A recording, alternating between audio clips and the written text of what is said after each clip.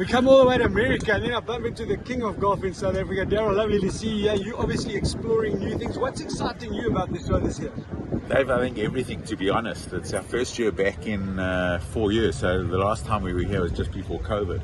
And this is where it all happens. So this is where you see all the inventors, the inventions, the innovators, the guys that are improving the things from last year. And it's just so cool to be here, feeling the vibe.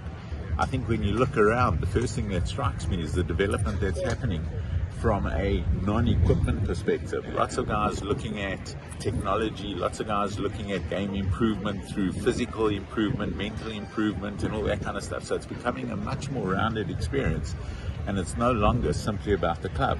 Although clearly you can buy a better game by improving the technology that you're using. Absolutely. I mean, you've been the king of golf in South Africa for such a long time. You see all of these things. What are the things that you will then take back to South Africa and implement in your business? Yeah, so we look at all the innovations. We look at, from an apparel perspective, we look at fabric, we look at colors, we look at design, style, all that kind of good stuff. Similarly in footwear. And then when you look at equipment, on the equipment side, there's not a hell of a lot that changes. And outside of the big manufacturers, there's not a lot you can do. We don't do the development that we used to do in the old days with the call it second string brands or the third string brands. So from an equipment point of view, there's a lot in the fitting business, there's a lot in custom builds, and clearly making sure that people play with the right product is what it's all about. So that's what we take back also. How do we increase the experience? How do we make it a more inclusive game, looking at pockets of value and all that kind of good stuff? Well, I think the thing you touched on now, fitting, because equipment has become so expensive. So if you're going to buy a new driver, a new putter, whatever it might be, it's so important to be fitted properly. So the education of the fitters is vitally important, and that's where the brands become quite involved in that whole process for you. Absolutely. I think these days, to be honest, you're wasting money if you don't get a fitting.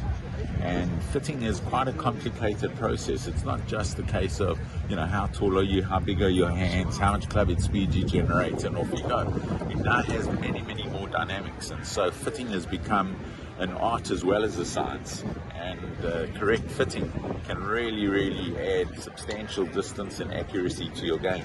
And that's what it's all about. We're trying to help friends play better golf more often, and if we can get that right, I'm going to say it will be the holy grail.